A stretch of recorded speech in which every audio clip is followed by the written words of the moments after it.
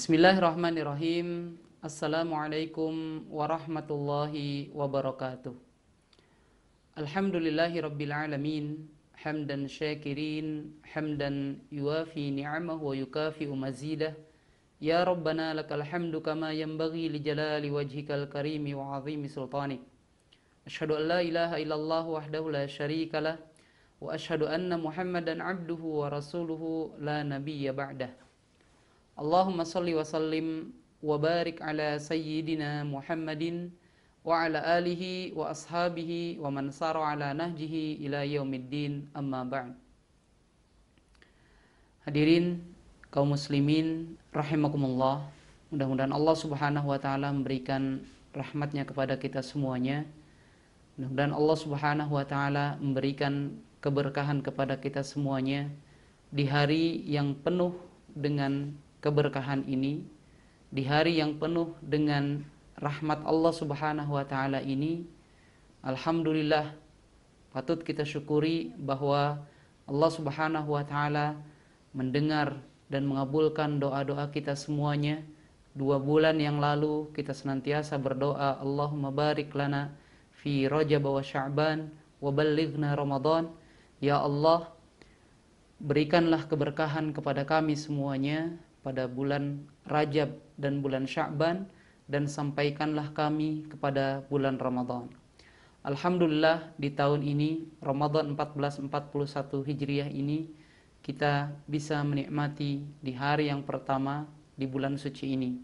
Mudah-mudahan Allah Subhanahu wa taala memberikan usia yang panjang pada kita semuanya hingga kita semuanya bisa menyelesaikan bulan Ramadan yang penuh ampunan dari Allah Subhanahu wa taala ini. Hadirin kaum muslimin dimanapun berada, Ramadan memiliki keutamaan sebagaimana puasa yang kita laksanakan di dalamnya memiliki keutamaan. Sebuah hadis diriwayatkan oleh Imam Ahmad, Imam An-Nasai dan Imam Al-Baihaqi dari Abi Hurairah radhiyallahu an, anna Nabiyya sallallahu alaihi wasallam qala. Abu Hurairah radhiyallahu an berkata, sungguhnya Nabi Muhammad sallallahu alaihi wasallam bersabda, lamma hadar Ramadan, ketika bulan Ramadan itu tiba. Apa kata beliau? Qad ja'akum syahrun mubarak, telah datang kepada kalian 1 bulan yang penuh keberkahan. Ufturidu alaikum siyamuhu, diwajibkan di dalamnya puasa kepada kalian. Tuftahu fihi abwabul jannah, dibukakan semua pintu-pintu surga. Wa tughlaqu fihi abwabul jahim, dan kemudian ditutup pintu-pintu neraka. Wa tughallu fihi syayatin, dan kemudian syaitan-syaitan dibelenggu oleh Allah Subhanahu wa taala.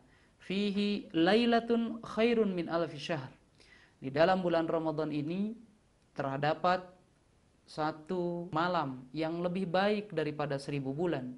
Man hurima khairaha faqad hurim, sungguh siapa yang dibatasi, siapa yang diharamkan kebaikannya, sungguh ia telah diharamkan. Siapa yang dihalangi kebaikannya, maka ia telah dihalangi kebaikan oleh Allah Subhanahu wa taala. Kaum muslimin rahimakumullah, oleh karena itu satu hadis ini memberikan gambaran yang jelas kepada kita bagaimana keutamaan di bulan Ramadan yang memiliki keagungan yang luar biasa. Begitu juga dengan puasanya. Puasa yang kita lakukan di bulan Ramadan ini juga memiliki keutamaan-keutamaan yang lain.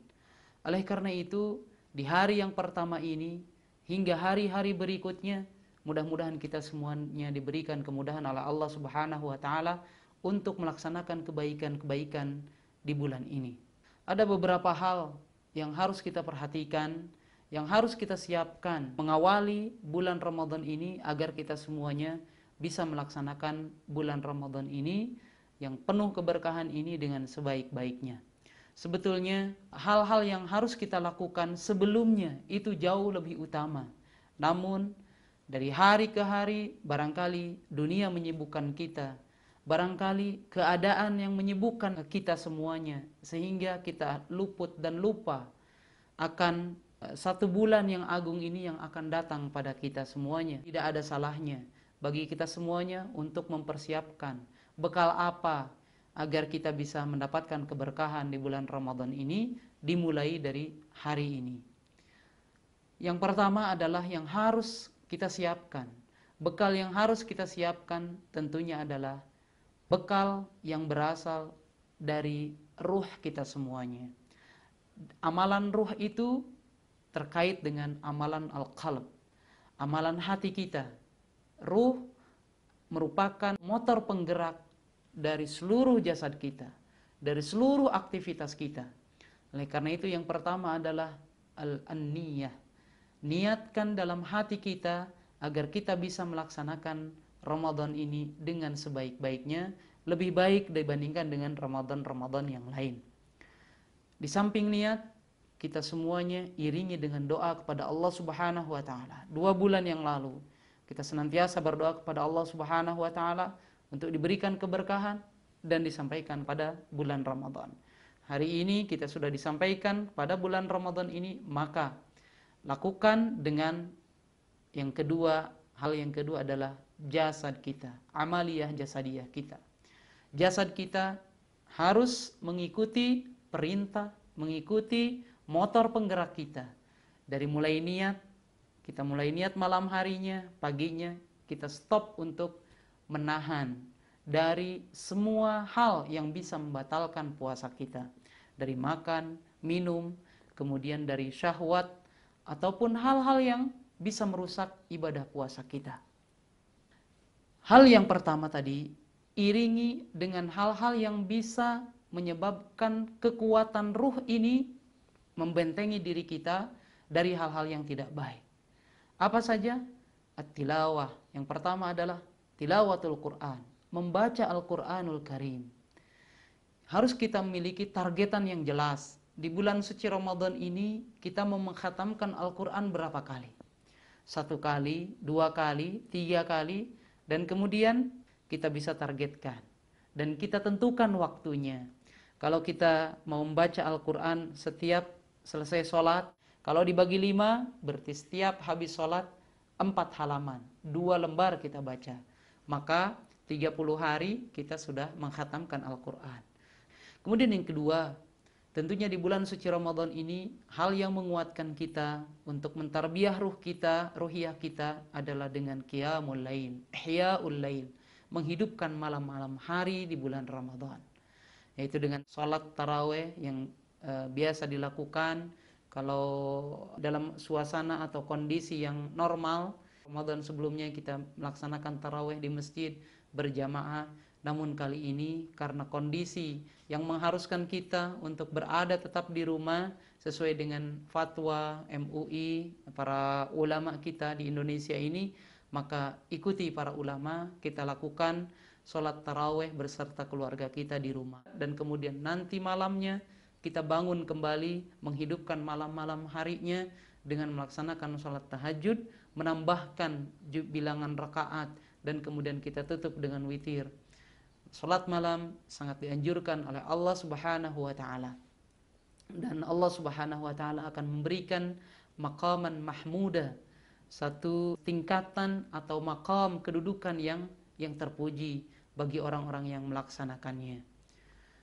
Tilawatul Quran, salat al-lail, kemudian di Ramadan untuk memperkuat ruh kita, hati kita, kita lakukan sedekah.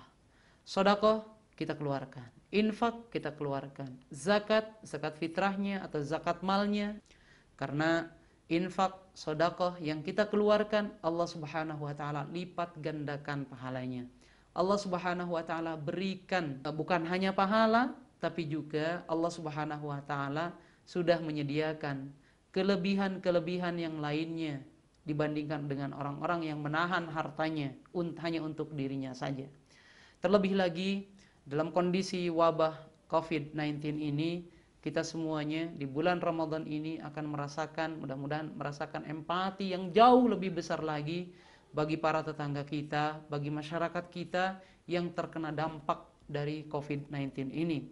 Oleh karena itu, dampak sosial, dampak ekonomi yang hari ini kita rasakan di belahan bumi manapun, menjadikan kita, hati kita tergerak untuk mengeluarkan apa yang kita miliki.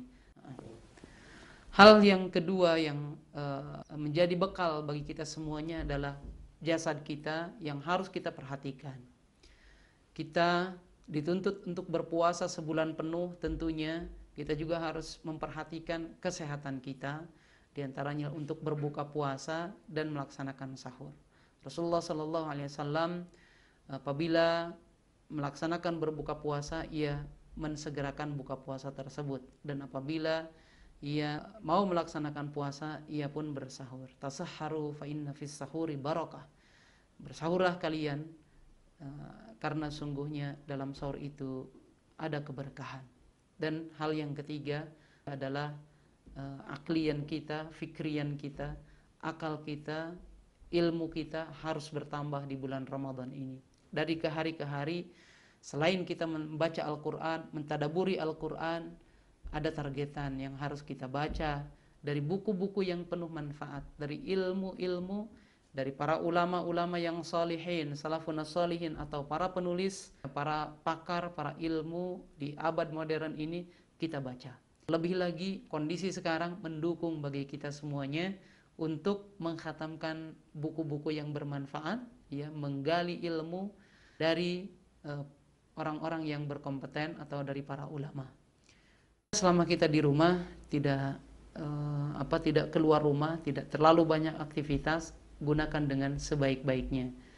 Tidak untuk tidur, ya. Selama bulan Ramadan ini coba kita hitung, ya.